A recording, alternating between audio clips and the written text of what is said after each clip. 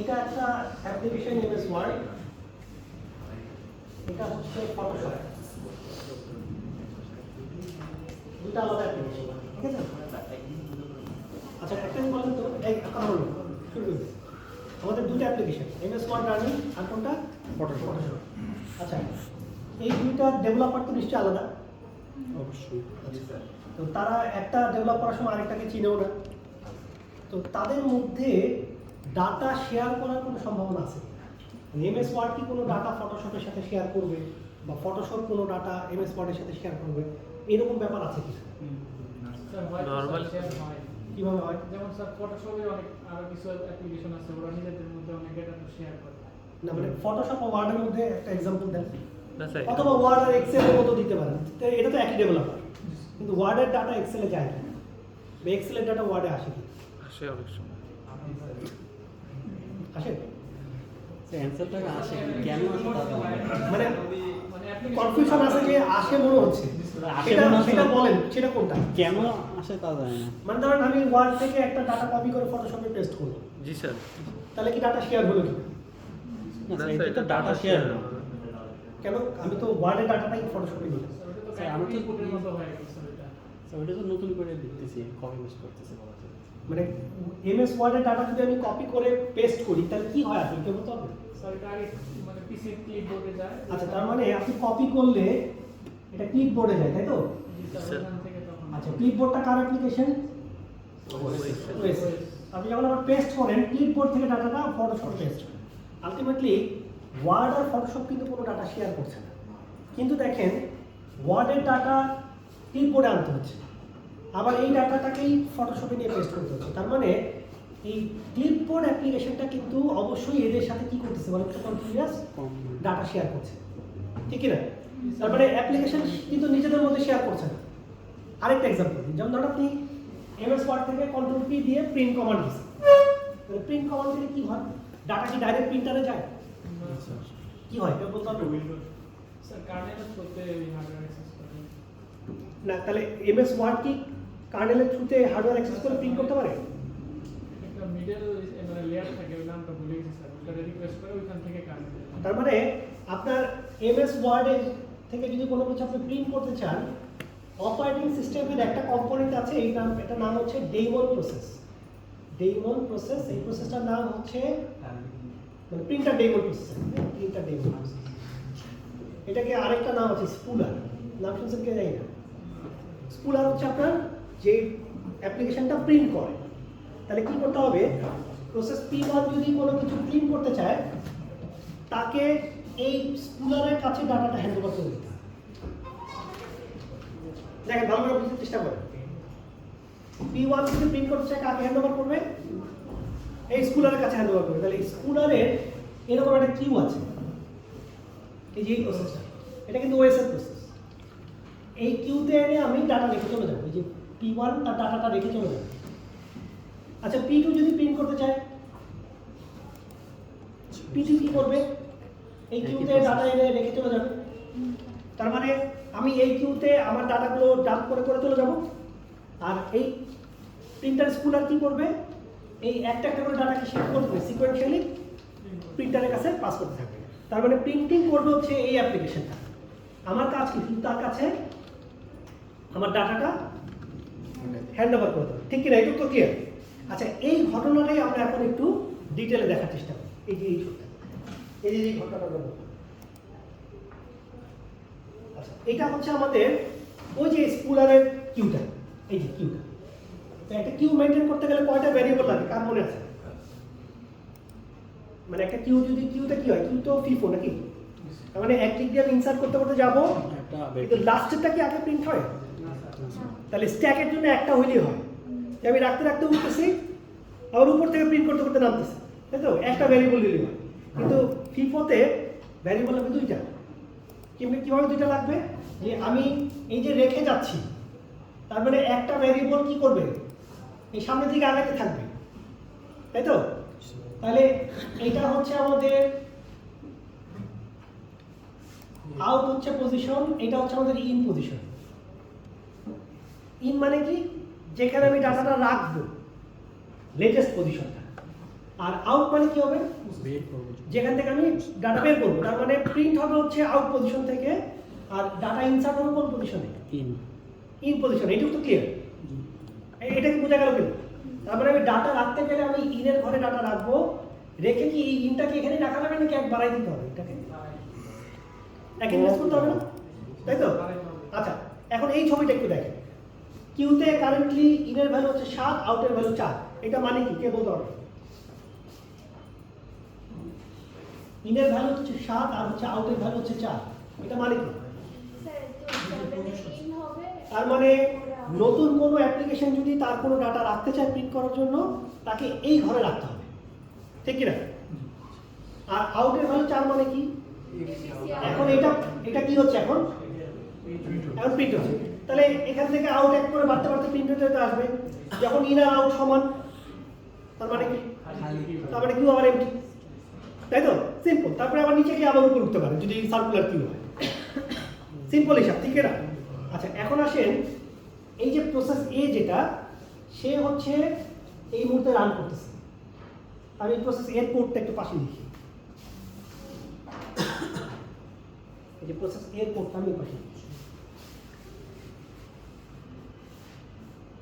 Process এ, তার যদি print করার দরকার পড়ে, তার একটা মডিউল আছে প্রিন্ট করার জন্য, এই ফাংশনটা সে কল করবে। এই ফাংশনটার মধ্যে কি থাকবে বলতো? প্রথমে দেখেন আমার কাজ কি? আমার কাজ হচ্ছে প্রথমে আগে এই স্পুলার ডিরেক্টরিটার সাথে আমার কমিউনিকেট করতে হবে, তাই তো? কমিউনিকেট করে জানতে চাইতে হবে যে তোমার কিউর ইনের ভ্যালু কত বলো, নাকি? এটা জানতে চাইবো না? তাহলে আমি কি এরকম করতে পারবো না? দেখেন তো, যে আমার লোকাল একটা ভ্যারিয়েবল ইন, এটা ইকুয়াল টু হচ্ছে গেট ইন করতে পারবো না? দেখেন তো, এটা দিয়ে কি হবে? আমি ওকে জিজ্ঞেস করবো যে তোমার ইনের ভ্যালু বলো, সেটা আমার কোথায় এসে হাজির হবে বলতো? আমার ইনের চলে আসলো। আচ্ছা, এখন আমি দেখেন তো এরকম করতে পারবো কিনা? প্রিপেয়ার ডাটা, মানে আমি যেটা প্রিন্ট করবো সেটা প্রিন্ট রেডি করলাম, সেটা ধরো রাখলাম কোথায়? ডিতে। এখন আমার কি করতে হবে নেক্সট? এই কিউটার নাম যেন কি? কিউটার নাম কি দিয়েছিল? কিউ। এই কিউর এই ঘরটাতেই তোমার ডাটা রাখতে হবে। তাহলে এখন আমি কি করব? ওই প্রসেসের কিউর ইন ঘরে নিশ্চয়ই আমি আমার ডি কে পুট করে দেবো, ঠিক না? দেখো তো, তাহলে কোনো একটা মানে সিস্টেম কল দিয়ে আমি কি করলাম? ডাটাটাকে এখানে রেখে দিলাম। তারপরে কি করবো? নেক্সট কি করবো বলে? In equal to in plus 1। তারপরে কি করতে হবে? Update in. দেখেন তো ঠিক আছে কিনা? এই যে আমার ফাংশন শেষ। দেখেন তো, এইটাই আমার আসলে প্রিন্টের মতো একটা জাস্ট শুরু করে দিতে, মানে মোটামুটি ঘটনাটা এরকম কি? ইনের ভ্যালু জানতে চাইলাম, ডাটা রেডি করলাম, কিউ এর ইনের ঘরে ডাটা রাখলাম, ইন বাড়ালাম, ইনটা আপডেট করলাম, বেরিয়ে চলে গেল। তাহলে আমি যদি প্রসেস বির কথা চিন্তা করি, তারও নিশ্চয়ই প্রিন্ট করার মতো জন্য এরকমই একটা ফাংশন আছে। তাহলে আমি লিখে রাখি in equal to get in. একই রকম হইতে হবে এমন কোনো কথা নেই, আমি কাছাকাছি লিখি D equal to prepare data, তারপরে হচ্ছে Q in equal to D in equal to in plus 1 update in. তাই ঠিক আছে কিনা? আচ্ছা, এখন দেখেন ইন্টারেস্টিং জিনিস, যে প্রথমে এই প্রসেসটা রান করবে, তো সে কি করতেছে? একটা কন্ট্রোল পি দিয়ে একটা প্রিন্ট করতে চায়। তাহলে সে রান করতেছে, দেখেন ইনের ভ্যালু জানতে চাইলো, বলে ইনের ভ্যালু কত আসবে? এখান থেকে দেখে বলো 7 আসবে। তাহলে আমি লিখে রাখি ইনের ভ্যালু কত আসলো? 7। তার ডাটা প্রিপেয়ার হয়ে গেছে। Q in equal to D, কত রেখে দিছি? ডাটা রেখে দিছি। তার মানে এখানে কার ডাটা চলে আসছে বলুন তো? মানে এই ডাটাটা চলে আসছে, ঠিক লিখছি কিনা? দেখেন ইনের ভ্যালু 1 বাড়ালাম, কত হইলো? 8। কিন্তু এই লাইনটা এক্সিকিউট করার আগে এখানে এসে আমার কনটেক্সট সুইচ হয়ে গেছে। কনটেক্সট সুইচ মানে কি? আমার টাইম কোয়ান্টাম শেষ। মানে আমি কিন্তু উপর থেকে লাইন এক্সিকিউট করতে করতে ডাটা রেখেও দিছি, কিন্তু আমার টাইম কোয়ান্টামটা কি হয়ে গেছে বলুন তো? শেষ হয়ে গেছে। তাহলে শেষ যদি হয়ে যায়, আমি এই লাইনটা কিন্তু এক্সিকিউট করতে পারিনি। এর আগে কিন্তু এই যে এখানে এসে আমার টাইম শেষ হয়ে গেছে। এখন সুইচ হয়ে গিয়ে আমাকে এই বি কে রান করতে দেওয়া হয়েছে। এখন বলেন তো ইনের ভ্যালু কি 8 হয়েছে কিনা? আসলে ইনেবল আপ হয়েছে কিনা 18 আগে তো টাইম শেষ। 18 আগে তো সুইচ হয়ে গেছে, মানে আমি আপডেটটা তো করতে পারি। এখন যদি আমি সুইচ করে বি কে রান করি তাহলে কি হবে দেখেন তো, বি ইনের ভ্যালু জানতে চাইবে, 7 ই থাকবে। কত আসবে 7 7। আগের ভ্যালুটা হারিয়ে যাবে। তার ডাটা রেডি করলো, Q in equal to data, তার মানে এইখানে এর জায়গায় বি ডাটা দিয়ে ওভাররাইট হয়ে গেল, ঠিক আছে দেখেন ইনের ভ্যালু 1 বাড়ালাম, কত হলো 8। ধরেন তার টাইম কোয়ান্টামের মধ্যে সেইটুকু করে ফেলতে পারছেন, তাহলে আপডেট কি, তাহলে এটা কত হয়ে গেছে বলুন 3টা 8, তাই তো হয়ে সে হ্যাপিলি চলে গেল, ঠিক আছে। এখন যদি আবার আমি একে সুযোগ দিই, এ কোথ থেকে রান করবে বলুন তো, এ কি আবার এখান থেকে শুরু করবে নাকি এই লাইন থেকে শুরু করবে? ওই যে আপনি একটু আগে বলছি প্রসেস কি রেস্টোর হয় না রিজিউম হয়? রিজিউম হয়, তার মানে এক্স্যাক্টলি এই লাইন থেকে শুরু হবে। তাহলে সে কি করবে, আপডেট ইন এই লাইনটা রান করবে, তার ইন কত 8। তার ইনও 8 না, কারণ সে তো দেখছে যে আমি তো এই কাজটা করেই আসছি, তাহলে সে আপডেট ইন করলো, এটা তো আসলে 8ই ছিল কিন্তু আবার সে আপডেট করে কত করবে 8ই করবে, এখানে ডেটাটা তো রিস্টোর হলো। হইলো তো, ঠিক না? তাহলে ও আপডেট করলো ইন দিয়ে, এও তার কাজ শেষ করে চলে গেল। এখন বলেন তো প্রসেস এ হ্যাপি না যে আমার কাজ শেষ? না স্যার, এই তো কাজ মানে প্রসেস এ কি মনে করতেছে যে আমি আমার কাজ কমপ্লিট করছি, বি মনে করতেছে আমি আমার কাজ কমপ্লিট করছি, কিন্তু এখানে একজনের ডাটা লস হয়েছে। কার ডাটা লস হয়েছে? এ ডাটা। কেন লস হচ্ছে? কারণ এর পরে এ এখানে আটকে যাওয়ার কারণে বি সুযোগ পেয়ে গেছিল, বি তার ডাটাটা ওভাররাইট করে দিছে, করে বেরিয়ে চলে গেছে। তারপরে এই সুযোগ পেয়ে আর আপডেট করে কোনো কাজ হয়নি, তার ডাটা লস। তাহলে এইটা যদি প্রিন্টারের এই যে কিউ, যদি প্রিন্টারের কিউ যদি এটা হয়, আর এই কিউটা যদি এই দুইটা অ্যাপ্লিকেশন রান করতে যায়, মানে ডাটা সেভ করতে চায়, দেখেন একজনের ডাটা কি হয়ে গেছে, লস হয়ে গেছে। তাহলে আমি কি বলতে পারবো যে এই ঘরটার জন্য একটা রেস হয়েছে এ আর বির মধ্যে? দেখেন তো এই ঘরটার জন্য এই রেসের উইনার কে? বি উইনার হয়েছে, মানে যে পরবর্তীতে ডাটা হাইড করছে সে কি হয়ে গেছে, উইনার হয়ে গেছে। আচ্ছা আরেকটা এক্সাম্পল দিই রেস। ধরেন আপনি অনলাইনে কখনো টিকিট কাটছেন, বাসের, প্লেনের, ট্রেনের? আচ্ছা, তো ধরেন আপনি আজকে রাতে কক্সবাজার যাবেন, বাসের টিকিট খুঁজতেছেন, একজনই যাবেন, ঠিক আছে, নিজের বাড়ি যাবেন। তো খুঁজতে গিয়ে আপনি দেখলেন যে কোনো একটা বাসের এই B1 সিটটা খালি আছে, একটাই সিট খালি, আর কোনো খালি নেই।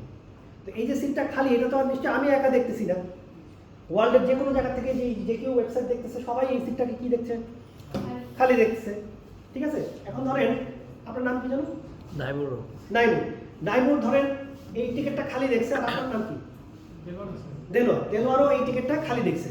দুইজনই এই একদম একই মাইক্রোসেকেন্ড, ন্যানো সেকেন্ড, পিকো সেকেন্ডে দুইজনই একসাথে বাটন ক্লিক করছে পারচেস করার জন্য।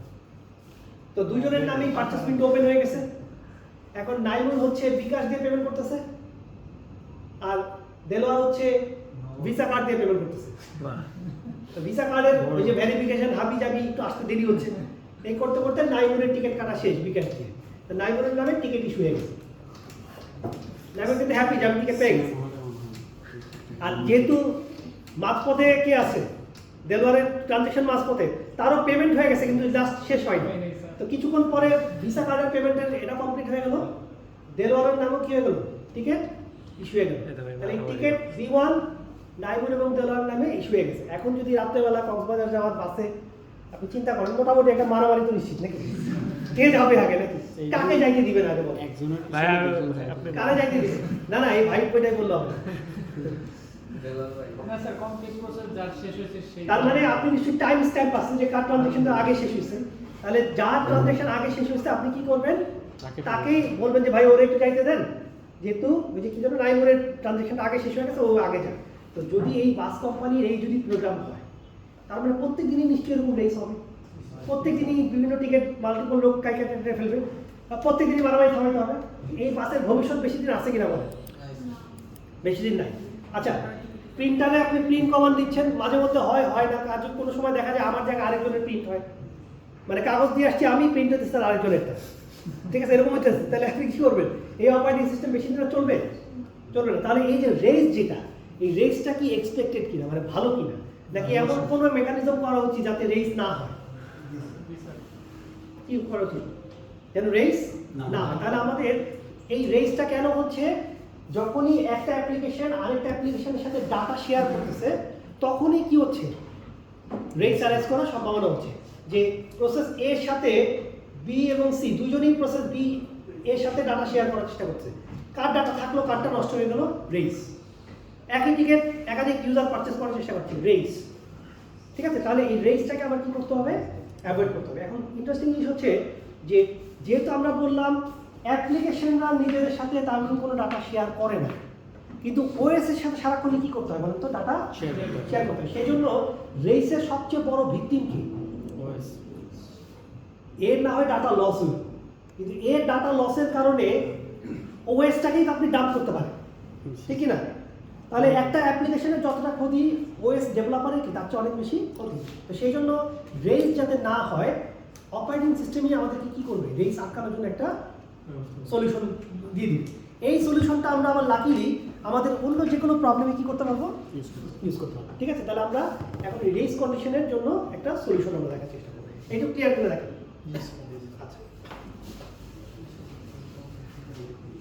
আচ্ছা, এটার জন্য আমরা কি করবো দেখেন, আমি আজকে হয়তো কোনো প্রবলেম করাবো না, বাট একটা সলিউশন আমরা একটু জাস্ট দেখার চেষ্টা করি। এটার জন্য আমরা ইউজ করবো হচ্ছে এরকম একটা স্ট্রাকচার, সেমাফোর। ঠিক আছে, এটাকে আমরা বলি সেমাফোর ডাটা স্ট্রাকচার। আচ্ছা, এটা কিভাবে কাজ করে দেখেন। এটা মানে অনেক আগে আচ্ছা, সেমাফোর ডাটা স্ট্রাকচার কিভাবে কাজ করে দেখেন। এটা হচ্ছে অর্ডিনারি ইন্টিজার ভ্যারিয়েবলের মতো একটা ভ্যারিয়েবল। যেমন আমরা ইন্টিজার ডিক্লেয়ার করি কিভাবে, ইন্টিজার এ এভাবে ডিক্লেয়ার করি না, তাই তো? তাহলে আমরা এইভাবে ডিক্লেয়ার করতে পারবো সেমাফোরকে, সেমাফোর এক্স এভাবে ডিক্লেয়ার করতে হবে।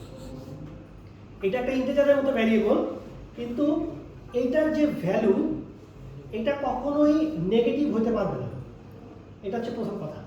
তার মানে সেমাফোরের ভ্যালু কখনোই কি হতে পারবে না, নেগেটিভ হতে পারবে, বাট কি হতে পারবে, 0 থেকে এনি পজিটিভ নাম্বার হতে পারবে। এটা হচ্ছে আমাদের প্রথম ক্রাইটেরিয়া।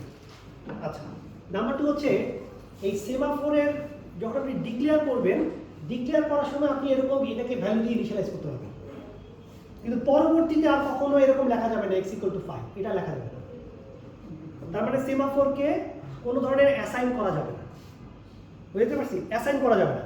এটা কিন্তু অ্যাসাইন না, এটা হচ্ছে ডিক্লেয়ার করার সময় অ্যাসাইনমেন্ট, ডিক্লারেশন অ্যান্ড অ্যাসাইনমেন্ট। আর এটা হচ্ছে যে কোনো সময় অ্যাসাইন করা।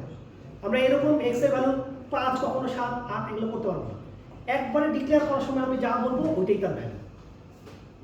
এখন আপনি এরকমও করতে পারবেন x = x + 5, এটাও করা যাবে না।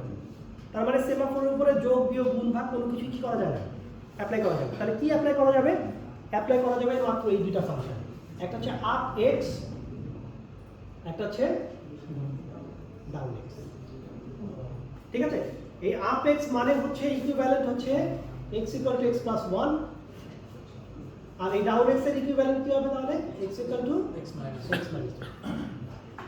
কথা ক্লিয়ার? আচ্ছা, এখন আসেন, তার মানে সেমাফোর হচ্ছে একটা ইন্টিজার ভ্যারিয়েবল যেটার ভ্যালু 0 থেকে যে কোনো পজিটিভ ইন্টিজার হতে পারে, মাইনাস হতে পারে না। এটার উপরে শুধুমাত্র ইনিশিয়ালাইজ করা যায়, অ্যাসাইন করা যায়।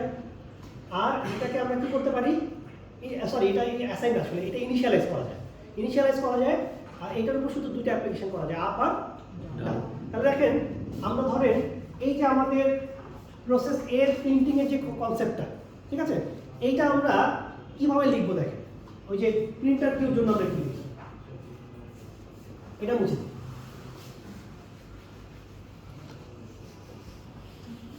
আচ্ছা, আমাদের এইটা হচ্ছে আমরা স্পুলারের কোড লিখতেছি, এটা কিন্তু আর এ বি কোড না। এখন কার কোড লিখতেছি বলুন তো, ওই যে কিউ যায় তার কোডটা লিখতেছি। তো সে কি করবে, এরকম একটা সেমাফোর ডিক্লেয়ার করবে, সেমাফোর x = 1, ওকে। তারপরে এই স্পুলারের এরকম একটা কিউ ছিল না, এরকম একটা কিউ ছিল না নাকি, এরকম একটা কিউ ছিল। এই কিউতে এসে কি করে, অন্যরা ডাটা রাইট করে। তো এখন আমাদের আইডিয়াটা হচ্ছে যে কোনো প্রসেস যদি আমার কাছে কোনো ডাটা দিতে চায়, তখন সে আমার এই কোডের এই ব্লকটাকে সে এক্সিকিউট করবে, যে এই ব্লকটাকে। এখন সে নিজের কোড রান করবে না, এখন সে কি করবে, আমার এই ব্লকের কোডটা রান করবে। এখানে সে আমাকে ডাটা হ্যান্ড ওভার করবে। আগে কি ছিল বলেন তো, এই হ্যান্ড ওভার করার কোডটা কার কাছে ছিল? এর কাছে আলাদা ছিল, বির কাছে আলাদা ছিল, দুইজন দুই রকম ভাবে করতে গিয়ে গ্যাঞ্জাম লাগাই দিচ্ছে। এখন কি করলাম যে আমার এই কোড ব্লকের মধ্যে তুমি এসে ডাটা রাইট করে দিয়ে চলে যাবে। এখন বলেন তো এই কোড ব্লকটা এখানে কি এ আর বি কে একসাথে ঢুকতে দিব কিনা? এই ব্লকটাতে হচ্ছে আমি ওই যে ইনের ভ্যালু চেক করি, ডাটা রাখি, ইনের ভ্যালু বাড়ানোর কাজ, টোটাল কাজটা এই জায়গায় করি। তাহলে বলেন তো এখানে যদি আমি এ কে ঢুকতে দিই আর বি কেও ঢুকতে দিই, তাহলে কি গন্ডগোল লেগে যাবে না, রেস লেগে যাবে না নাকি? জি স্যার, তাহলে আমি কি করব, এই ব্লকটাতে কি করব বলেন তো? ঢুকতে দাও না, এ যদি একবার ঢুকে যায় তাকে ঢুকতে দিব না, বিকে দাও, বি কে ঢুকতে দিব না। এইটাকে আমরা বলি হচ্ছে মিউচুয়াল এক্সক্লুশন। মিউচুয়াল এক্সক্লুশন এটা মানে কি তাহলে? তার মানে হচ্ছে যে যেই কোড ব্লকটা আমরা শেয়ার্ড ব্লক হিসেবে বলছি, এই শেয়ার্ড ব্লকে অ্যাট এ টাইম দুইটা অ্যাপ্লিকেশনকে আমরা কি করতে দিব না, অ্যাক্সেস করতে দিব না। এটাকে আমরা কি বলছি? Mutual exclusion. তার মানে ব্যাপারটা হচ্ছে এই যে শেয়ার্ড ব্লকটা, এই ব্লকটাকে আমরা বলি হচ্ছে ক্রিটিক্যাল সেকশন। তাহলে দেখেন এই ব্লকটাতে হচ্ছে আমাদের এই যে ডাটা স্টোরেজগুলো করা হয়, কিউতে ডাটা রাখে, ঠিক আছে? এই যে আমি এখানে লিখি পুট ডাটা ইন কিউ। তাহলে দেখেন এই মিউচুয়াল এক্সক্লুশন যদি হয়, তার মানে যদি কোনো কারণে এ এই ব্লকটা অ্যাক্সেস করতে চায়, তখন কি আমরা বি কে ঢুকতে দিব? ঢুকতে দিব না। তাহলে এ নিশ্চয়ই এই ব্লকটাকে কি করবে? লক করে ফেলবে নাকি? এই ব্লকটাকে কি করতে হবে? এমনভাবে লক করবে যাতে বি আর ঢুকতে না পারে। তো এ যখন আবার এখান থেকে বের হয়ে যাবে তখন কি করবে? তখন কি লক রাখবে না লকটা ছেড়ে দিবে, আনলক করে দিবে। তাই না? মানে এই কোডটা তো আমারই কোড, তাহলে আমি ঢোকার আগে কি করব? এই ব্লকটাকে লক করব, আর এই কোড থেকে বের যাওয়ার সময় কি করব? এই ব্লকটাকে আবার করে দেবো। আনলক করব। তাহলে আমি কি করবো দেখেন, লক করার জন্য এই ব্লকটাকে লক করার জন্য আমরা এটার মাথায় লিখবো হচ্ছে ডাউন এক্স, আর এটার কোডের শেষে লিখবো হচ্ছে আপ এক্স। তারপর আমার নিজের কোড থাকতে পারে। তাহলে খেয়াল করে দেখেন এই কোডটাকে ব্লক করার জন্য আমরা কি করেছি? একটা সিমাফোর ডিক্লেয়ার করেছি। এক্স এর ভ্যালু কত দিছি? ইনিশিয়ালাইজ 1। এই ব্লকের জন্য কি ইউজ করেছি? ডাউন এক্স, আর আনব্লকের জন্য আপেক্স। Up x. এখন আসেন এটা কাজ করবে কিনা, যে এট এ টাইম দুইজন ঢুকতে পারবে কিনা ভেরিফাই করি। আচ্ছা ভেরিফাই করি। তাহলে এখন দেখেন আমাদের প্রথমে দেখেন তো এক্স এর ভ্যালু কত? 1। 1। আচ্ছা এখন ধরেন প্রসেস এ এই ব্লকটা অ্যাক্সেস করার চেষ্টা করছে, তাহলে তাকে কি করতে হবে? প্রথমে কোন লাইনে এক্সিকিউট করতে হবে? ডাউন এক্স, এই ব্লকটা। তাহলে ডাউন এক্স করলে এক্স এর ভ্যালু কত হবে? 0 0। 0 কি অ্যালাউড কিনা বলেন তো? জি স্যার অ্যালাউড। তাহলে এটাকে আমি 0 করলাম, করে এ এখানে চলে আসছে, এই যে এই ব্লকে চলে আসছে। এই ব্লকে সে কি করতেছে বলেন তো? ওই যে কিউতে তার ডাটা রাখার চেষ্টা করছে। এখন তার কিউতে ডাটা রাখা শেষ হয়নি, এখন তার টাইম কোয়ান্টাম শেষ। ওই যে একটা হয়েছিল না, কাজ শেষ করার আগে টাইম কোয়ান্টাম শেষ হয়ে গেছে। তাহলে টাইম কোয়ান্টাম শেষ হয়ে গেছে, কনটেক্সট সুইচ হয়ে বি কে সুযোগ দেওয়া হয়েছে। এখন বিও প্রিন্ট করতে চায়, তাহলে বি এই জায়গায় ঢুকতে চেষ্টা করবে। তাহলে একটু দেখি কি হয়। বিও এই লাইনটা এক্সিকিউট করলো। -1 দেখেন তো এক্স এর ভ্যালু কত এখন? 0। 0। তো বি কে যদি আমি এই লাইনটা এক্সিকিউট করতে দেই, তাহলে কত হয়ে যায় এক্স এর ভ্যালু? -1 -1 কি অ্যালাউড? অ্যালাউড না। তাহলে প্রসেস বি এই এক্স কে কি করার চেষ্টা করতেছে? ডাউন করে মাইনাস করার চেষ্টা করতেছে। এটা তো ইনভ্যালিড অ্যাকশন না নাকি? তো যেই প্রসেস এই ইনভ্যালিড অ্যাকশন এক্সিকিউট করার চেষ্টা করবে, ওএস কি করবে? এই বি কে ধরে নিয়ে তার জন্য এই যে এরকম সেপারেট একটা কিউ আছে, ঠিক আছে? কন্ডেম সেল আছে, ঠিক আছে? এটা হলো আপনার, এটাকে আমরা বলি সেমাফোর কন্ডেম সেল লিখলাম না, কিউ, ঠিক আছে? Sleep Q. মানে অপরাধীকে বি নাকি? তাহলে বি কে ধরে কি করবে? কোন জায়গায় না বসা রাখবে? এই যে এই সেলে এনে বসা রাখবে। স্যার এখানে x এর মান যদি 2 থাকতো সেক্ষেত্রে হ্যাঁ পারতো। আচ্ছা কিন্তু আমি তো ইনিশিয়ালাইজ করছি 1 দিয়ে। আচ্ছা এখন এই বি যে এখানে আসলো, বলেন তো কোন ভ্যারিয়েবলটাকে ডাউন করার চেষ্টা করছে সে? x। এক্স। এই যে আমি এখানে লিখে রাখলাম যে এক্স এর কারণে আজকে তার এই অবস্থা, তাই তো? আচ্ছা এখন আসেন যদি কিছুক্ষণ পরে বির বদলে যদি আমি সি কে সুযোগ দিই, বলেন তো সি কি অবস্থা হবে? আচ্ছা খেয়াল রাখবেন এক্স কিন্তু -1 হয়নি, এক্স কিন্তু কি রয়ে গেছে? 0 রয়ে গেছে। আচ্ছা সি যদি এখন ট্রাই করার চেষ্টা করে, সিও যদি এখানে আসতে চেষ্টা করে কি হবে? ওরও তো মাইনাস হবে, সিও এক্স কে ডাউন করার চেষ্টা করবে, এক্স এর ভ্যালু কত?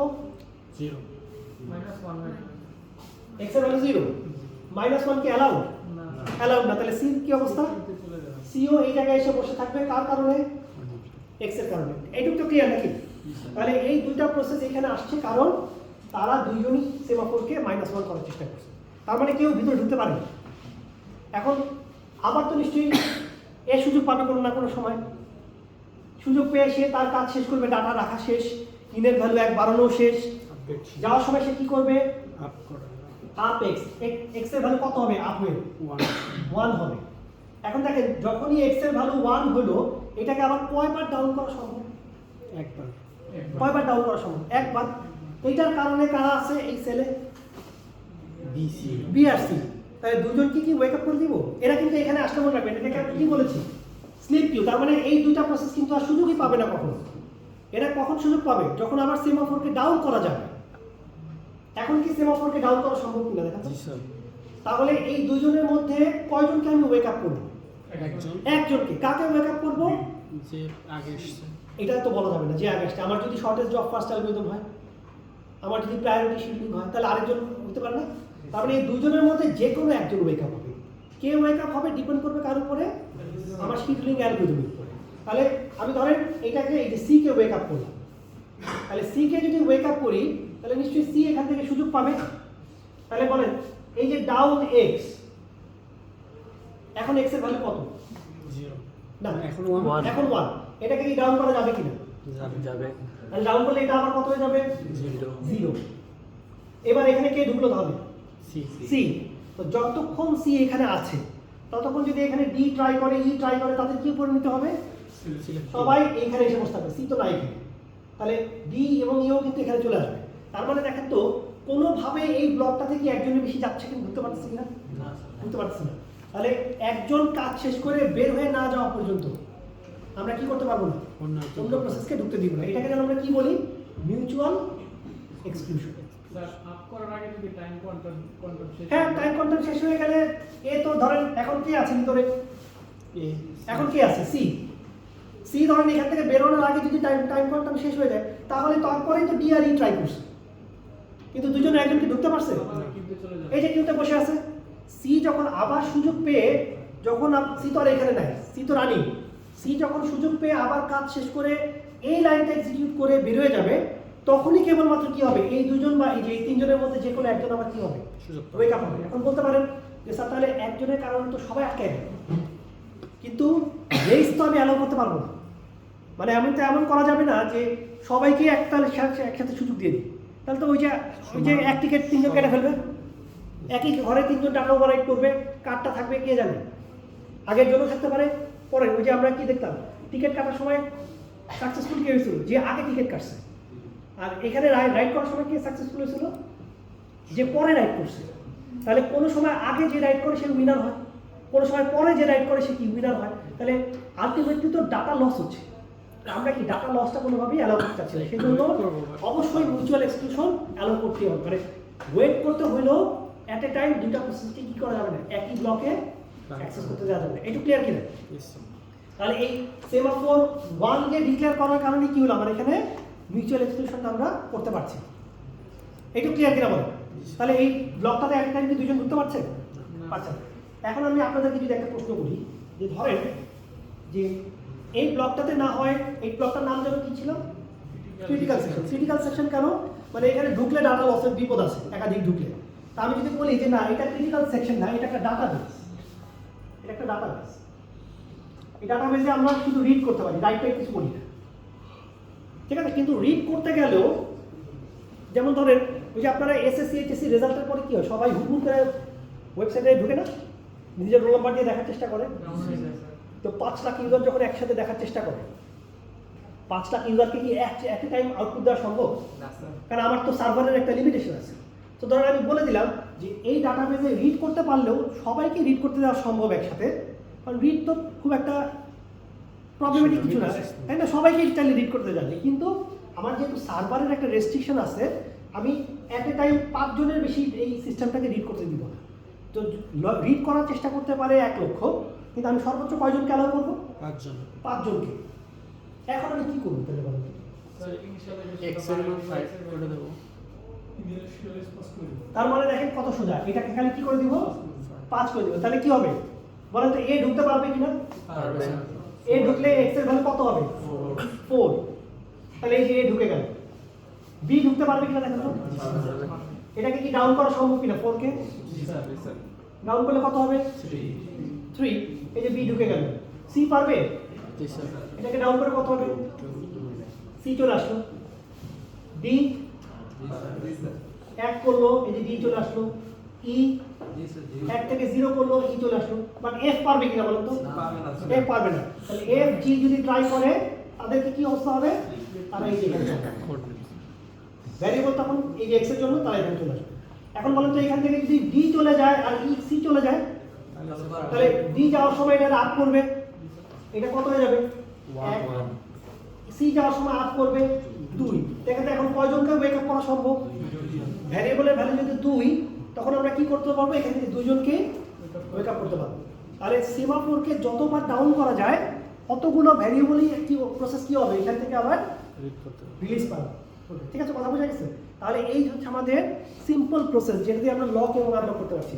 যদি আমি এক্স এর ভ্যালু ইনিশিয়ালাইজ করি 1 দিয়ে, দেখেন তো এটার ভ্যালু কি কি হচ্ছে? প্রথমে 1 থাকে, তারপরে কত হয়? আবার 1, আবার 0। তাহলে এইটার ভ্যালু কি? দেখেন তো 0 আর 1 ছাড়া অন্য কিছু হচ্ছে? তাহলে এই ধরনের সেমাফোরকে আমরা বলি হচ্ছে বাইনারি সেমাফোর।